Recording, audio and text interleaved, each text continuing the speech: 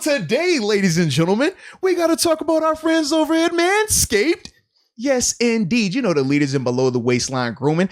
And for, when you're out there and you're enjoying some of these games and it gets kind of hot out there, sometimes you want to be groomed. Sometimes you need to keep the grass a little low, all right?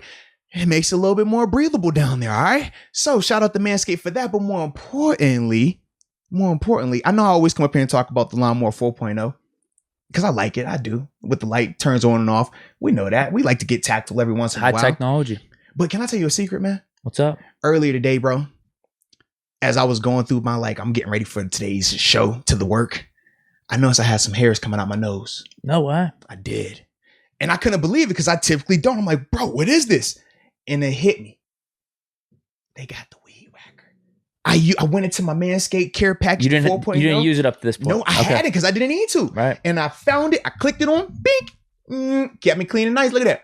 Perfect. So shout out to Manscaped. But make sure whatever you do, because as we always do and as we always say, if we're going to talk about somebody, we got to have a promo code. Well, that comes in the whole bundle too, right? It absolutely does. It absolutely does. And the promo code right there is MOATS. You use that, you get your 20% off along with free shipping worldwide. And like my man Deke just said, when you get that lawnmower, or you get that performance package to 4.0, not only do you get the lawnmower 4.0, but you also get that weed whacker I was talking about. Keep them nose hairs fresh and clean.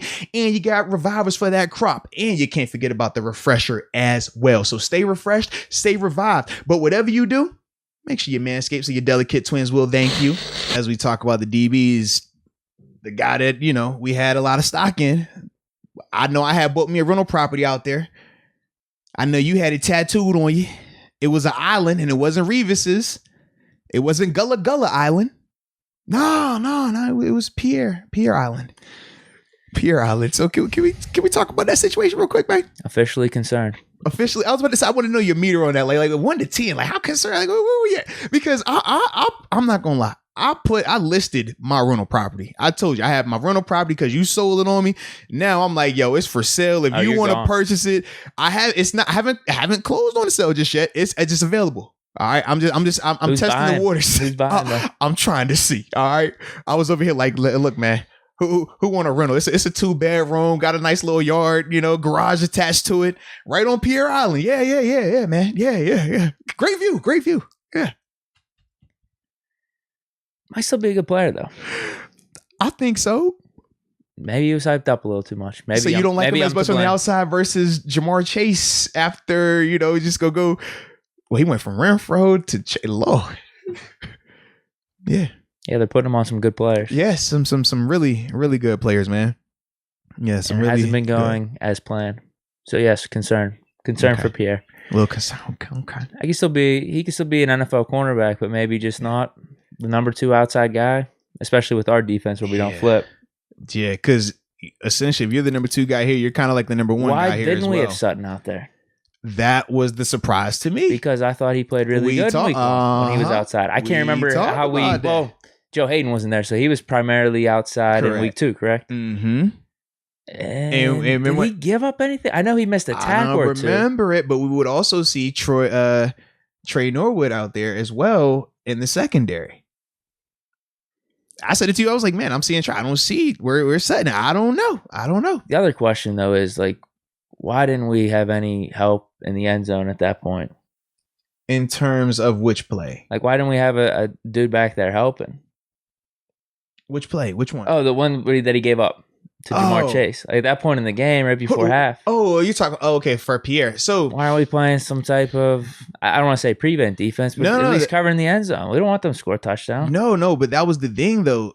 They were just playing a man-to-man. That's not prevent. The problem was... Pierre just let him free release. When I said with Pierre, I was like, man, I love Pierre's game because he always gets hands on receivers. 2 clips. And I should make a film session for this. You think that's more of him playing it bad then? But, he should have gave up like a hook route or something? So I'll explain to you. So that play, he allows the free release, right? Jamar, because he's an off coverage. Jamar has a 5-yard, 7-yard head start. Now it gets to the point where Jamar is even, but Jamar is at full tilt now, right? Now he's able to, at that end, because he's already going free release, he never had to start and stop. He just breezes right by him. We know Jamar Chase is a fast guy. We know that. And we know James Pierre, he plays fast, but he's not He doesn't time. He's not a straight line guy like James Pierre is, similar to, like Jamar Chase is. So we know that, yeah, you can't do that. And to me, seeing that, yeah, it put Pierre in a bad position. I looked at it like, I don't want to say he was beat from the beginning of it, but you can't allow a guy like Jamar Chase a free release in the red zone because he's just too gifted athletically and he has good speed, good burst. His hands, like that's why he went where he went, because of how good he is. Now I can go to a play happen later in the game where now Pierre is pressed up on him. Pierre gets hands on him. And this is the play where Pierre gets the PBU. Oh, it would have been on the play. Almost the make a pick, right? Yes, that was the exact play. The biggest difference between both of those was Pierre got hands on him. Pierre was pressed up in his face. When Pierre is pressed up, Pierre can cover. He can cover anybody you put out there, right? Now he's going. Obviously, you want to give him some help because for four quarters, is that a bad play call at that point? But I don't think it was a bad play call. I just didn't like because the corners, they have free range to decide when they want to play up or off. It doesn't matter if it's cover 3 or if it's a zone versus a man. They'll play them back and forth. They play Joe Hayden. He does this all the time. He'll play cover 2 from off, which is insane because when you think about cover 2, that corner is supposed to be, just right at the line of scrimmage on the outside, obviously, but they're sinking, right? They're squat technique because you got the safety who has the deep pass. But Joe will be, 10 yards off the ball. And you're like, bro, what coverage is this? And you look and you're like, oh, this cover 2, but he playing it high to low. Okay, you look at Sutton, like, oh, Sutton doing the same thing. Oh, Minka, he playing it like this. So they have the ability to shift and change which technique they want to use. So I don't think that's coaching related. I just think Pierre just got caught in off coverage. Maybe he was gassed. Maybe he wanted to just say, okay, let me get myself a play real quick, because that's typically why you would go to the off. It's a bad technique. Time to do that. But that was the wrong time, because if he runs a stop route, and typically when you give him off coverage, that triggers run the stop, run the in breaking, right? Run something that's going to stop. But now when that guy goes full tilt, he's like, hey man, you SOL. But now you catch him later in the game, like you said on the play where Minka almost got the interception. He is pressed up, active hands. Jamar doesn't get a free release, and Jamar has to work his tail off. Now Jamar was still open, but it was just a really good play by Pierre. Pierre is capable of doing that. And that's how I feel. I still think he could be a really solid player to the level that we're thinking. I don't know. But, like, if you think that's fixable, he would have basically had him locked down the whole game then. Nah, I ain't going that far. I ain't going to say lock down the whole game, because Jamar is Jamar. Like, it was certain things that even when Joe Hayden was on him, like the touchdown pass, I get that, we should have had a little bit more pressure. But it didn't matter about the pressure. Jamar was open off of his first move. Just like it's certain play. It's kind of like when we talk about AB right now. Jamar's not to that just yet, but it's certain receivers where it's just like, you can be in perfect position and that guy's still open. If you can do this, it can go 30 plays together, but he's gonna win the majority of them. Pierre can he'll make it interesting. He'll compete with him, but as a whole, Jamar is different. Like I don't want Pierre matched up. But I tell you, I didn't think any of our guys you match up with and isolate them on Jamar Chase, because Jamar is just that good of a receiver to me. Gotcha.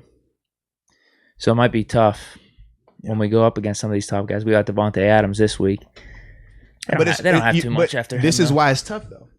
It's only tough when you don't have your full gamut of rushers.